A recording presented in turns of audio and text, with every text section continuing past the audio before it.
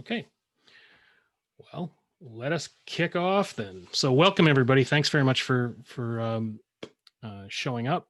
It's great. We had a lot of response on this one. It seems to be something that people are interested in, and I'm excited to talk through it with you. Roles and responsibilities is something that seems to be at one point really basic, and everybody understands it, but at the same time, it's something that's falling into getting more and more attention as we handle a unconventional year.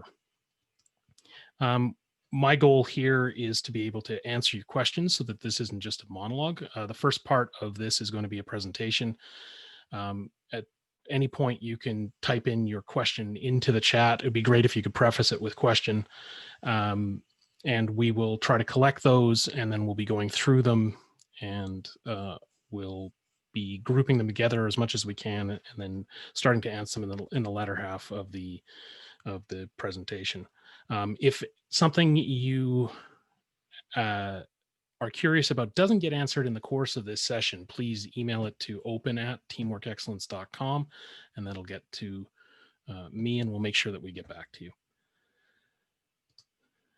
We're going to be following Chatham House rules. So this is really about making sure that we have as much dialogue here as possible, especially in the latter half. So if you want to bring something, you have a question and you want to bring that to the floor, just remember what is said here. We'd like it to stay here.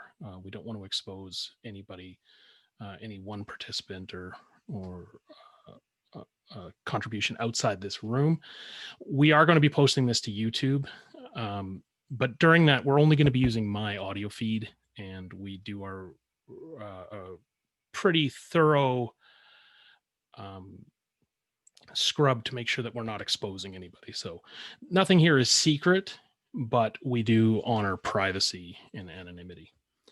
With that in mind, if you want to change your name, remember that Zoom has the functionality that you can right-click on your name on your window, use those little 3 buttons, and you can opt to change your name. We want you to have a lot of fun, and we want to reward people sticking around to the end. So we're going to have a door prize at the end. This is a copy of First 90 Days. Yes, it's a classic. It's something that we use a lot. First 90 Days is typically thought of something for a new manager entering a role, but when we're in a period of disruption, I like to encourage people to use a 90-day cycle when there's been a lot of change to reconnect with the business. And I think that this book has a lot of value in how to go about doing that for yourself. The agenda, again, we're just going to get through the housekeeping here first. Then I want to go through a period where we just level set around a few facts around roles and responsibilities. You're all professionals here. I don't want to tell you things that you already know, but I want to make sure that we're all speaking the same language. And so I'm going to go through that a little bit. We're then going to go into the approaches, 4 approaches when we considered how we look at things that we would typically take. And that's where I want to provide you some breadth and around what are your options. My goal is to help you sort of diagnose where you're at, and then take a look at sequentially what would happen to sharpen roles and responsibilities inside a team or an organization, and what are some of the tools that we use, some of the cautions around that, some of the business case for using those tools. So we'll be going through those. We've got 4 blocks planned, and we're going to rock our way all the way through that. At the end, again, we're going to have time for question and answer, and 5 minutes to the hour. Our goal is to be brief, be bright, be gone. So we'll announce the door prize. And there's so many friendly faces here that I haven't seen in a long time. So definitely looking forward to reaching out to each of you and touching base more personally over the coming weeks. So that'd be great. Teamwork Excellence's mission, again, we're really concerned with focusing leaders in on what they need to be their best self, be their best leader at work. We want to create momentum in teams so that you can move forward. And we're really concerned as on the individual level the team level and the cultural level, and helping people define what success looks like.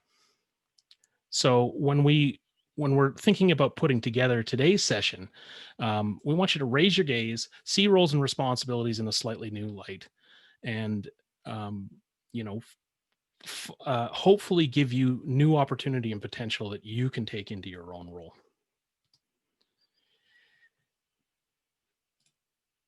It's a good time to plug what's going to be happening next week. We have been feeling more and more like this needs to happen. So we're going to be doing a live panel discussion on helping leaders set themselves, their staff, their organizations up to enjoy the holiday season, find some peace, find some serenity so they can hit the ground running in 2021. We'll be talking, I'll plug this a couple of times where I think it's relevant, but I hope you consider joining us next week at this time.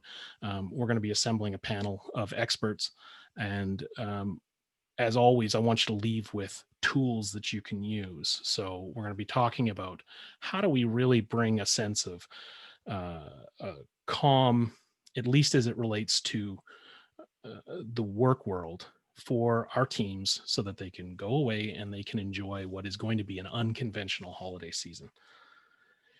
All right. So with that, I want to get into things. I want to test if the chat is working. So you're welcome to just sort of type into chat, hey, or hey, how are you?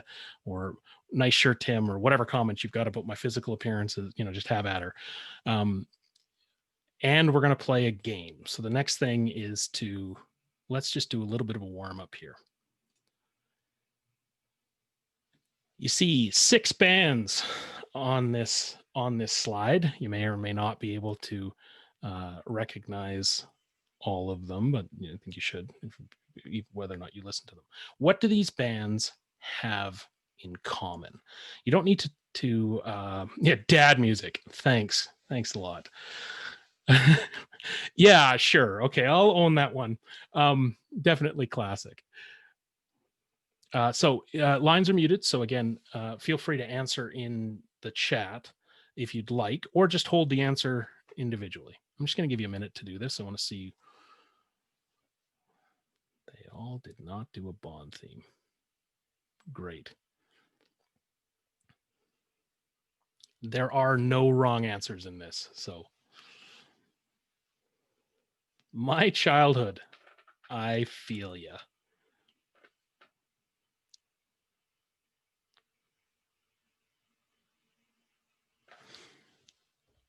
Okay, well, on theme, yeah, they did, and they did. A lot of them wrote and performed their own music. So all of those are right. All of them have, these are all very brilliant, talented artists. Absolutely right. They all got to #1 at some point. Absolutely. None of them won the blue ribbon at the 1972 Polka World Series. Correct. All correct answers. But the answer that I would like us to think, or what I would like us to think about today, is each of these bands, it was role conflict that ended otherwise brilliant collaborations. Talent wasn't the problem. Opportunity wasn't the problem. Roles shifted when you read the biographies of these groups. And yeah, sometimes there was other extenuating circumstances, but by and large, it was a role conflict and a differing of opinions around who was doing what that ended the collaboration. Well, when we think about how important roles are in an organization, I want to bring a couple of stats to the table. These come from pre-COVID studies, and these studies are fairly well established, at least from a sample size. So one study reported that 33% of staff at any one time feel that their roles and priorities will change frequently, and this creates confusion. Okay, so that in of itself, I don't think that sounds really surprising. However, the key point here is that we need to be building resiliency into as many of our staff as possible, so that they are going to be able to weather when their roles shift, when the needs shift.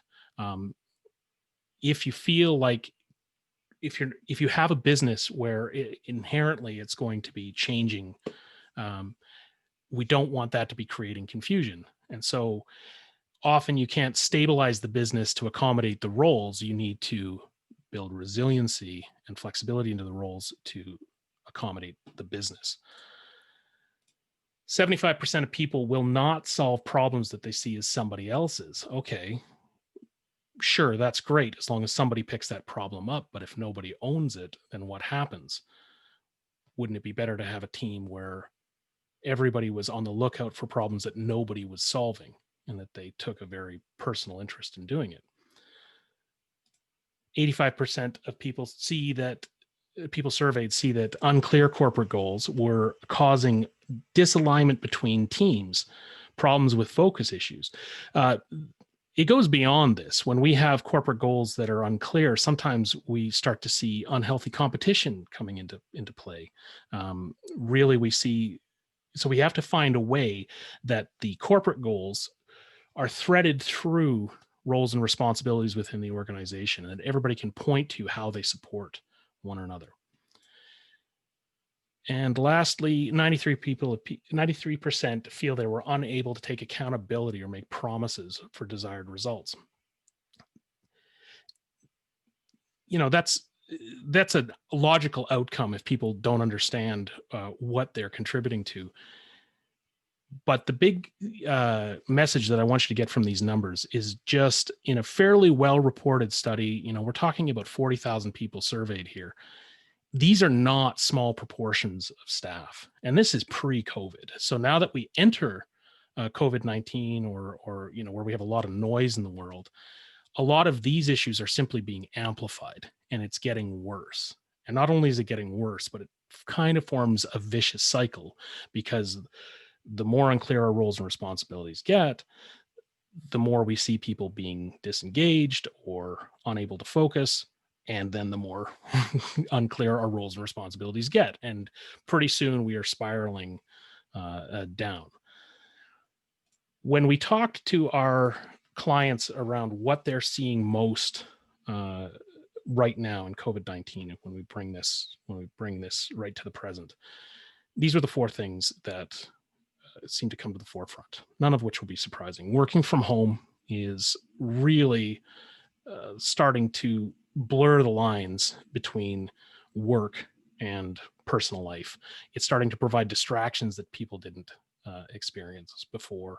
And when it comes to roles, suddenly we're competing in a very tight cycle between our roles at home, our responsibilities to our families and friends, and our responsibilities at work. Whereas before, we may be able to get away for 8 to 10 hours to 12 hours a day and kind of be isolated. Now, those cycles are much tighter and revolving. People are wearing many more hats. We're seeing organizational changes within business. People are having to take on more roles. They're having to spread themselves a little thinner. As a result, fatigue is setting in. We're through the adrenaline surge that took us through the spring and summer. And now people are figuring out that this is going to be with us a little bit longer than it was before. And we're seeing teams having to dig deep to rally. But that fatigue is having them really having to find new ways to apply themselves and, connect with what they're there to do. And lastly, all of that amounts to questioning fit. When we have teachers or educators or managers that signed up to do a job in a certain way, built their careers around doing a job a certain way, and now we're having to change that substantially, we're not just questioning what we're doing, but are we cut out for this at all? Most interesting part about fit for me is that the world is changing. It may not go back to the way it is, or the way it was, pardon me. And these fit questions may continue longer than simply getting a vaccine out. After that happens, once the pressure is off and people may feel like they have options in the work world, are we going to see large-scale attrition or a reshuffling of roles? So, fit is something that is an immediate concern, yes, but it also has long-ranging sort of a hangover that goes with it. Okay, we're going to try something a little bit different here using the functionality of Zoom. So once again, a chance for you to please contribute. I would like to ask you, which has been the most disruptive for you? Now, this is an anonymous survey, so I'd like to encourage you to put down an answer, and then we're all going to take a look at what the group responds. So go ahead, please, and we'll give this, let's call it 50 seconds. So we're 20 seconds in.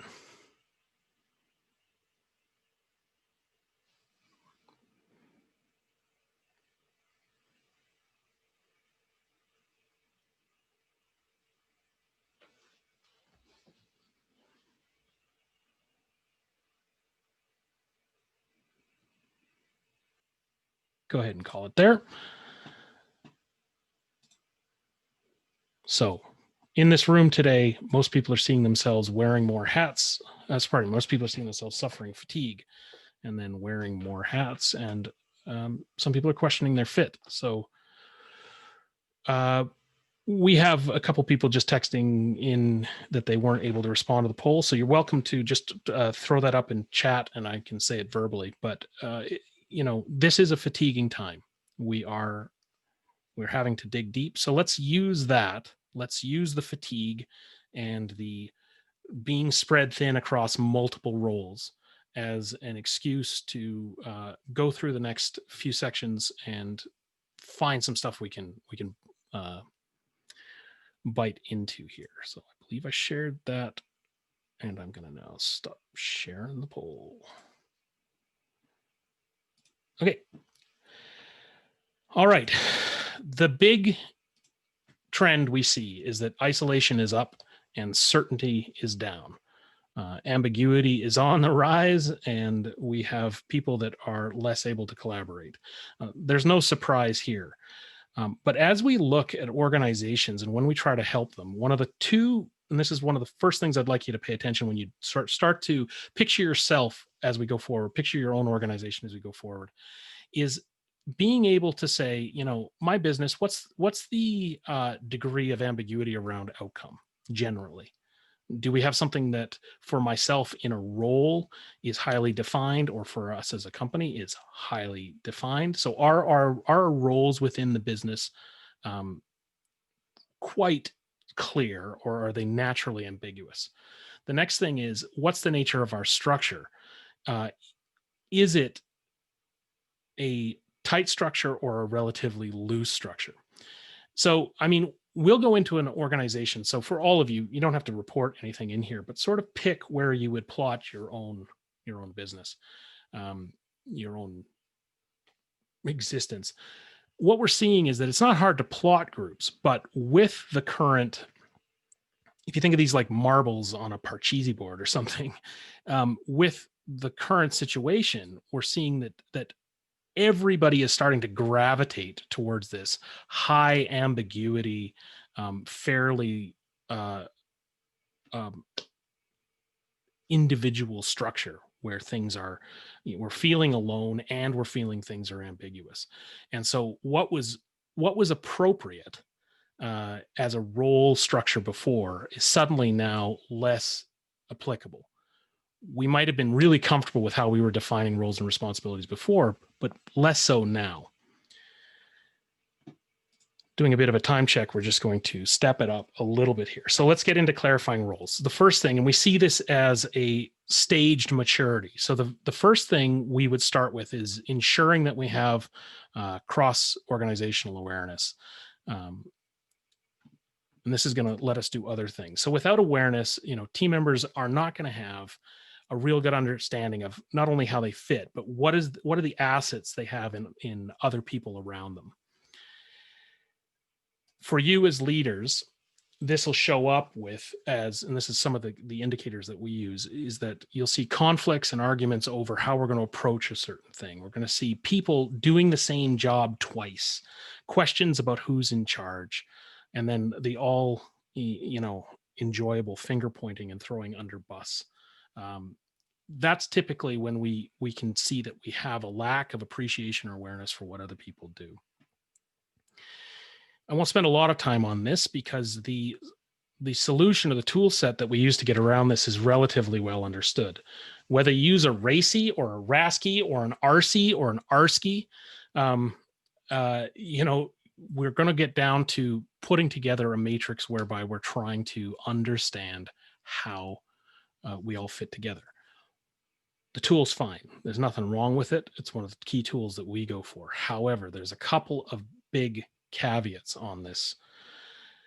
The first is, at the end of the day, people need to talk. And if you're not even going to use a RACI, putting people into a room and just letting them walk through their roles, drawing it up on a whiteboard, erasing it, as long as they have the conversation, that's the most important step. RACIs generally as a tool, and we use RASCIs, but as a tool, the key cautions are this. One is everybody jumps to them. It's the first thing they do. But when they do it, they delegate it out. So they're going to hand it over to one or two people. It may be the leader. It may be somebody lower in the organization. They're going to say, form up a RACI. Now, all of a sudden, it's done to people. It's not done with them. The second thing is the tool itself won't do the thinking. It's not going to enforce itself. And so when you, if you produce it and people look at it and go, yeah, okay, fine, and they are really not invested in it, it's going to get dusty. It's going to sit in the corner. The big thing here is that the RACI is, it's the creation of the tool that's important. So we're going to have our first quote coming out of Rush Geddy Lee from Prime Mover in 1987. The point of a journey is not to arrive. And the point of a RACI is not the RACI. It's the conversation. So rockin' tip number one is going to be define roles with people, not for people. Okay. Really, when you're doing a RACI analysis or anything like that, get as many people into the room as you can. Make it a live virtual session. Get good at creating those RACIs collaboratively and dealing with the chaos. Yeah, it's an organizational tool, but take a chaotic approach to get there and you'll be a lot happier. Once we build awareness into organizations, we can then focus on making sure that we have a value mindset. Without a value mindset, we are not able to approach service. We're not able to have people thinking, not only what's the value that I provide in order to earn my paycheck, but how do I help the next person in the chain, in the value chain, add to the overall value that the business is applying? How do I communicate with the person behind me, the person that is my supplier internally, how they can better help me do my job? If we don't do this, we end up with situations where we're largely focused on task completion, and a person is all about what are they doing. Sorry, I'm just managing the tech here. I'm still getting used to it, so apologies. What to look out for is linear thinking, having people really not thinking dynamically about how it influences the business.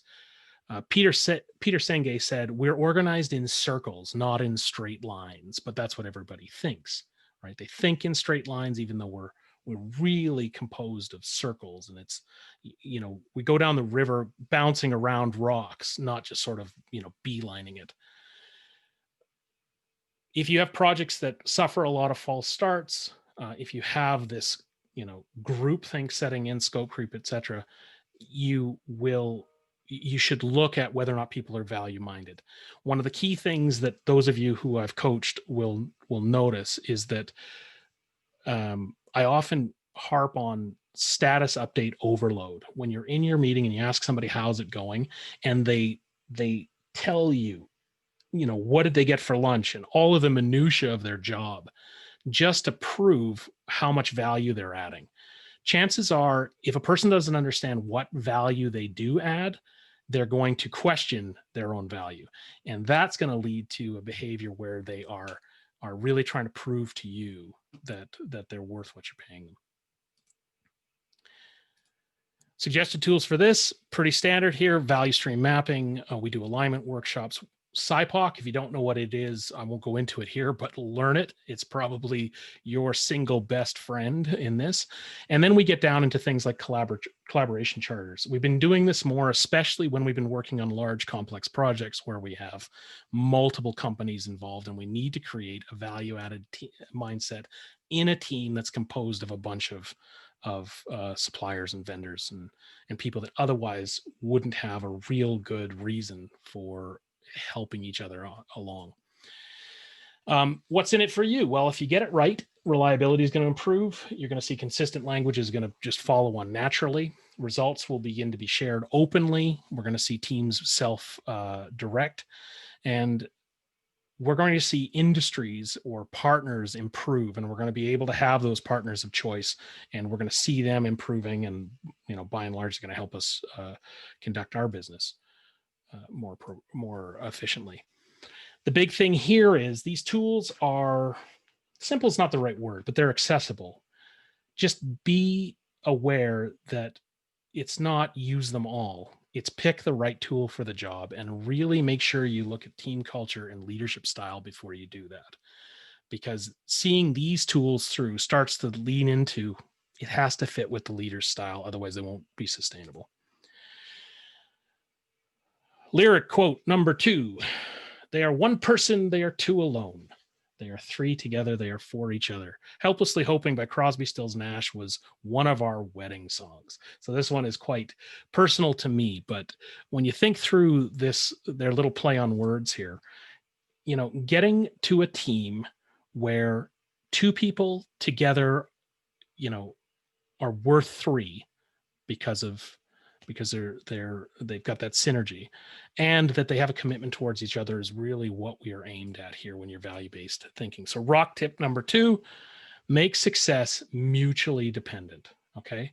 Make success not just about my personal success, but I see my success through the success of others.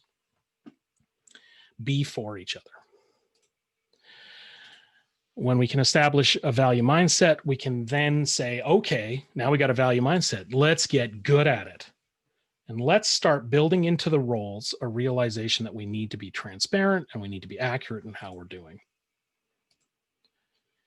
Suggested tools in this space, any business performance management program, there's lots of different flavors. They tend to be relatively wide reaching, but when you start to manage performance specifically, now's the time. Once you want to establish, let's get some real accuracy behind how people are doing so that they know there's no surprises. A lighter weight version of this that we use, which sort of incorporates this in the previous step of value, is a 3P tool. These are process and productivity plans. This is much more of an A3 logic that we use with companies now, and we've been using it more and more over the last 2 years. And there's a certain individual on the call today who was involved in the gestation of this tool, I would say. So big props out to her. She knows who she is. And it's proving as we refine the tool and we use it more and more, it's quite excellent. But the big thing here is really get people to see their role holistically, and how do we measure how we're doing in all of the facets of leadership and team. If you do this right, people are not going to let it go. Goal setting is going to be inherent in the process and the conversations. The most exciting thing that I can say for businesses is you begin to retire annual reviews because you don't need them anymore. We see meeting time go down because people are clear and we can just focus on exceptions. It allows gap-based role management, which is huge.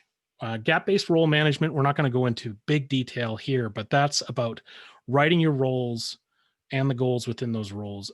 It's all about gap closure. And it's much easier for people to latch on to that than it is for them to have a more existential statement of what they're there to do. It allows better planning and forward-looking actions. The big thing here is don't reinvent the wheel. These are the systems that are the easiest to overcomplicate. I've worked with businesses that they'll be running an operation management or performance management process that's aimed at this, and they'll be running it for years, and it's just a dog, and it takes a ton of effort to do. And if you're putting more effort into it than you're getting out of it, you've probably overcomplicated it. Metrics also are not a substitute for strategy. It's really important that we don't get people down to simply trying to game the metrics, or simply trying to focus in on their own metrics, or you create the opposite problem. You actually create isolation. So you still have to have that large reaching or large overarching view. If we don't have assessment, people can't tell that they're doing a good job, and it becomes harder for us to leaders, as leaders to manage them and help them and coach them. Some of the things you should look out for is that teams who seem like they're on autopilot often are teams that have dropped the ball when it comes to what are they actually there, what's the change they're there to create. And all teams are responsible for creating some sort of transformation and change. Promises are risky. What I mean here is, when you don't know how your team's performing, it's awfully hard to say that you can say with confidence that we're going to get somewhere else. The other thing, I'm gonna let you read through the rest of those, but the one I want you to focus in on there, which you may not have heard before, is home running. Home running is it's my word, but it's where one of the things that I'll see here is, if we're not assessing things regularly and we have sort of regular checks, people will hold a project close. They will not tell you how they're doing, and they're going to they're trying to make it everything to fit your wildest dreams as their leader. And then they're going to surprise you with this fantastic, shiny thing. In the process, they didn't involve their customer. They didn't involve you. They didn't involve what they were actually aimed for. They violated all of the previous things that we saw for, because they were really trying to make a big splash rather than sort of, ruin the punchline. In the process, they could be doing a lot of work for nothing. If that makes sense to you, go ahead and just throw a yes in the chat. That would be really, really helpful for me. All right. Peter Gabriel, don't break this rhythm. Don't break this motion. We work together in sympathy. And we're talking about simpatico here, not working together in sorrow or something along those lines. So don't get that wrong. This was a deep track on the B side of the Sledgehammer single, baby. So if you're a Peter Gabriel fan, look this one up, because it's fantastic. Rock tip number 3. High performance is a process. And as a process, it's something that can be learned, and it can be instilled, and it can take people along for the journey that may have never seen it before. And you'd be surprised how many teams do not understand what high performance looks like, because they've been a lot of years in business and they've done exactly what they've been asked to do. They have satisfied the organization. They haven't delighted an organization, and being able to give them the tools they need to repeatedly see to their commitments, and then build an exceptionalism is really quite something to see. And it's pretty hard to find a leader, regardless of their style, who's not capable of doing that. Okay, we've talked about awareness, we've talked about value, we've talked about the importance of assessment. Now we can talk about adaptation. So awareness is really a team concern.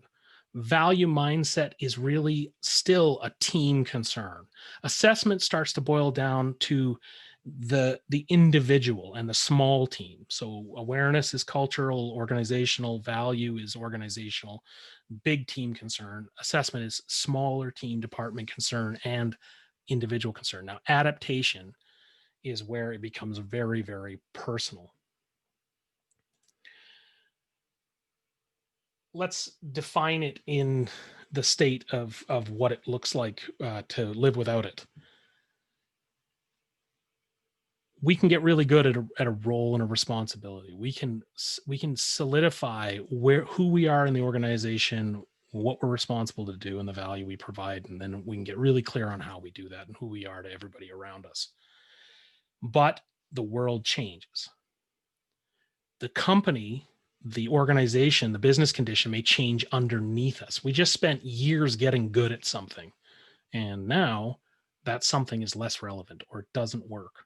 So the responsibilities of the business will shift underneath people, or we've done it so long that we're simply outgrowing it. We've changed.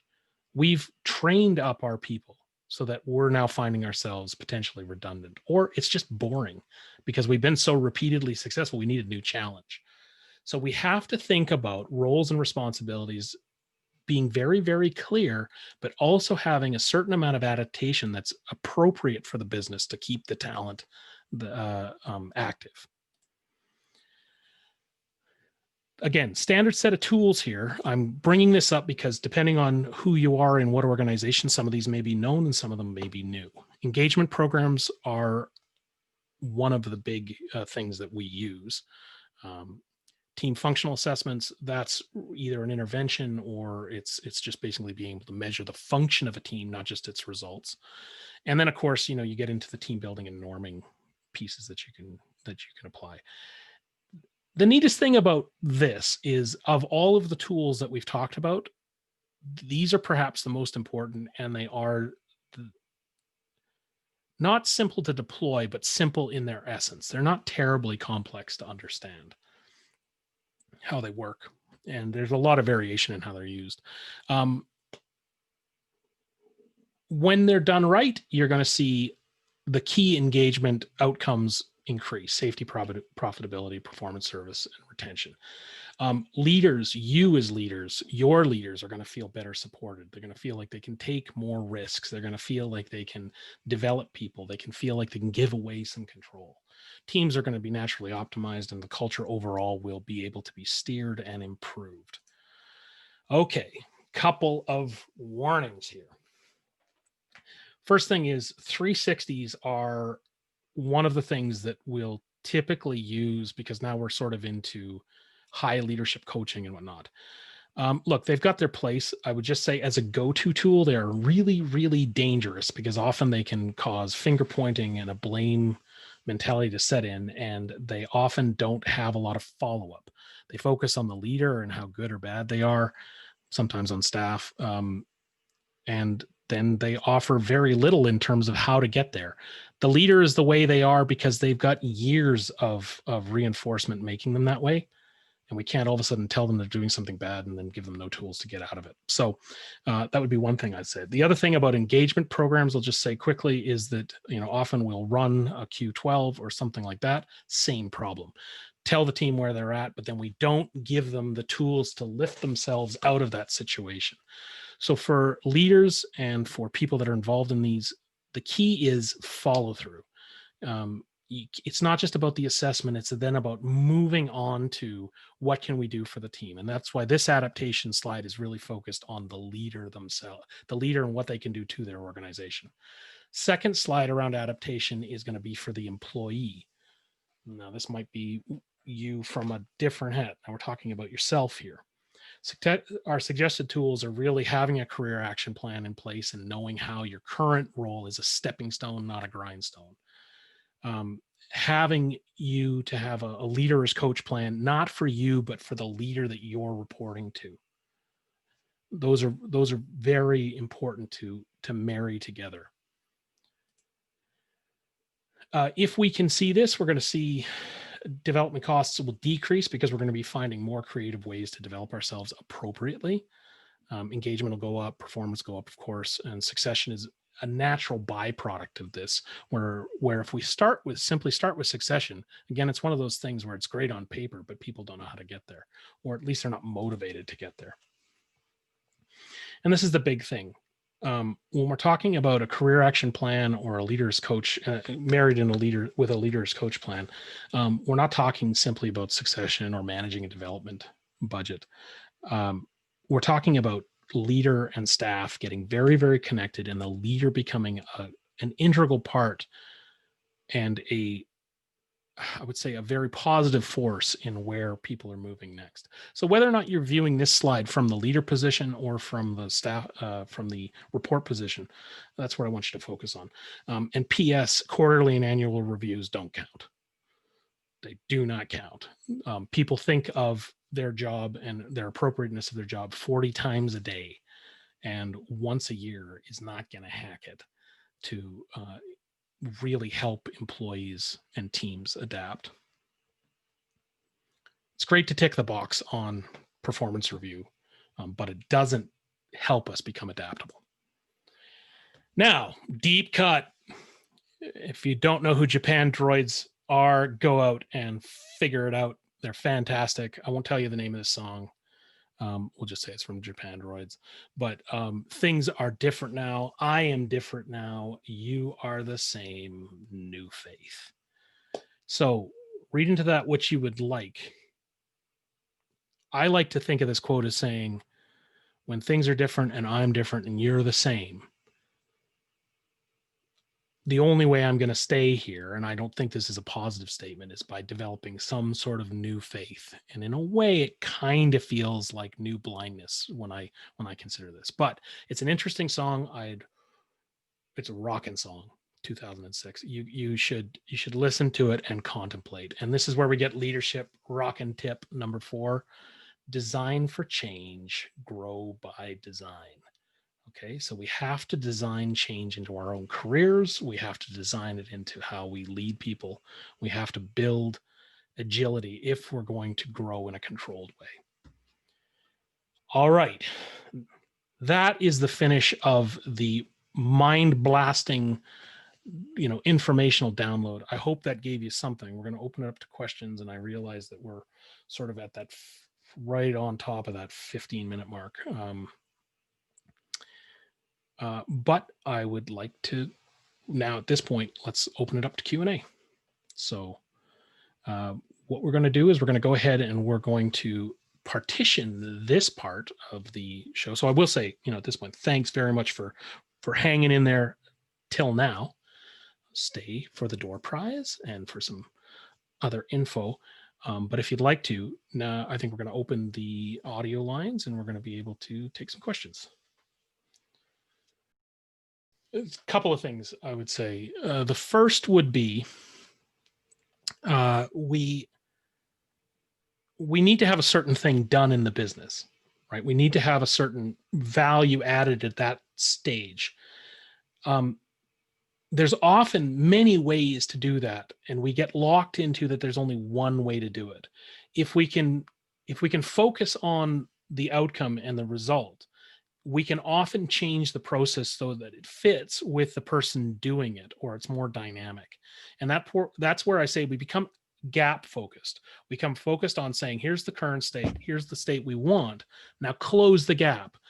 It requires a little bit more faith to say, we're going to trust that you're going to get there. And this really bites leaders in the ass if they then take put the blinders on and just let the person go and then get disappointed. But if we increase the frequency and the appropriateness with how that leader is able to observe how they're doing and the dialogue around how they're doing step by step by step, and we chunk it down, then we can say, hey, go try something. And they can do it the way they would do it. And then we can make a more appropriate call. There's the flip side of this is that it'll also help us understand of whether or not somebody really is cut out for the role or that role's moved up from underneath them. There was another point that you brought up, and I'm just trying to capture it now because I had a couple of thoughts going through my mind. All right. We see this really interesting thing when businesses mature and get big. And if you've worked with me, this may be familiar, but there's an inflection point with businesses.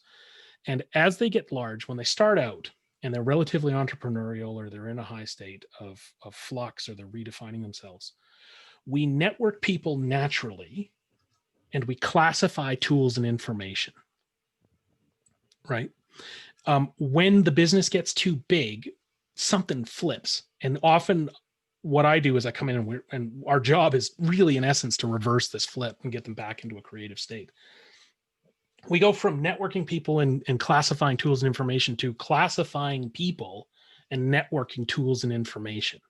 And the issue with that is the tools and the information don't do the thinking.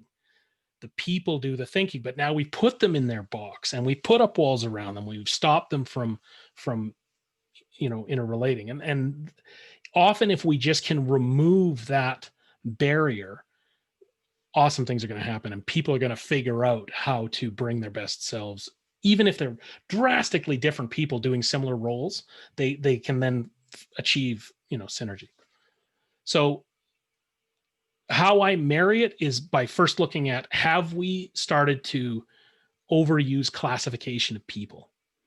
And have we stopped networking people? When we use catchphrases like we're going to have a center of excellence, but centers of excellence, we'll hang that term on something, but it's often not a center of excellence. It's a center of, you should do it this way or you're dumb. So, so that's what's it. Cool. Does anybody else have another comment or question? So there's a couple of things. Working mid-level in organizations, there's a couple things that I've learned. It's very often that you'll introduce a bright new shiny thing, a different way of thinking, and the leader is going to pick that up and they're going to go in, they're going to do it. And sometimes if they've got a high degree of autonomy, it works. But if it becomes scary to the organization, antibodies start coming out of the woodwork and they start, like attacking this change in this foreign body. And they, not because, I don't think it's usually against the leader, it's because they're trying to maintain normalcy and consistency and the rest of it. And so, you have departments, it's not, we pick on HR, but it's not just HR, that need to assure people that things are being done to code, and the code hasn't been influenced yet. So if a mid-level manager is going to going to influence the organization to change, they have to create an obvious need. Again, it's gap management. It's create the space between an immovable object and an irresistible force. It's about create this vacuum that needs to be filled and people want to fill it. Easier said than done, unless you hire a consultant. No, because we were joking yesterday about the fact that I had one client that could never get anything done in a mid-level position. So what he did is started writing his own consultants reports and said, I just paid a lot of money for this consultant. This is what he told him. And the leader was like, oh, fantastic. But he was it was just some ghost consultant.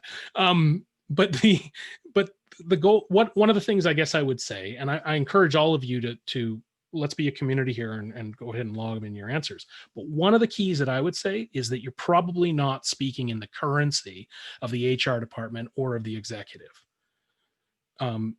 You may want to do something for a reason because you see that it impacts your performance, but that's way too tactical for the organization to appreciate that that's going to make a difference, bottom line, and for the organization, or is repeatable. So again, I go back to, this is where we talk about awareness and that value mindedness. One of the byproducts of that is being able to speak in the language of other people, because you may be talking in terms of units sold or units produced or whatever. But for the executive, it's like, what's revenue? Well, you don't want to always jump to revenue, but it's basically like, when am I going to be able to install this new line, or what program am I going to be able to fund next? Or, I'm kind of stretching there, but we're in the wrong currency. So they're working up here often in a financial currency. HR could be working in a different currency still. We got to speak their language. And the only way we can do that is by getting on side with them, getting in, finding out what they want to do. And then, newsflash, a lot of the times what they're concerned with is what you're concerned with. It's just, you're talking different languages. Get in a room, see the same problem, understand how each person articulates it, and you can usually find some common ground. And then you've got support, because you're not just doing it for you, you're benefiting them, and they see the big picture that you see, and now we're just talking the same language. Does anybody feel that that's a relatively true statement in terms of we're often talking in different currencies and we haven't taken the time to really, bridge that gap first? Are we talking about the same thing? Okay. Awesome. All right. We got 3 minutes. So we already know who's going to win the door prize. I guess I could take one more If I do it super fast, it'll be like a one-word answer. Yeah, I mean, that's a really good point, and it's one to follow up on, because what we see when we start to launch performance management dialogues or anything along those lines is that you, if you can stop them from, if you can help them understand that you know that they're doing their job and that you just want to hear the exceptions, you can cut down meeting times by like, 80%. And the confidence piece is a really, really big one, because it allows you to it gives you the space you need to have some time for career leadership and to find time for all these other things that we're talking about. Teams waste an incredible amount of time. So last thing I just want to remind everybody about really quickly is, please feel free and take the time to join us next week. This one I think is going to be a lot of fun. So if you can keep that in mind, again, our job is to set you up, and we're going to get it done for next week so that you have some time to set your staff up for success. And I've got a couple of real good aims here, but I want it to be, give people a real tool that they can use. Okay. So you can also sign up for that, by the way. TWE.team is our new handle, /brain trust, and share it with your friends. Okay. So other than that, I think we're sort of there for the day. Thanks very much for showing up. We're 1 minute over, so I want to keep it to time. Everybody knows that that's my strong suit. So if I don't talk to you again, have a fantastic holiday season, but I do hope I talk to you again, and feel free to reach out one-on-one. Thanks for joining us very much. Okay. Have a great day, everybody.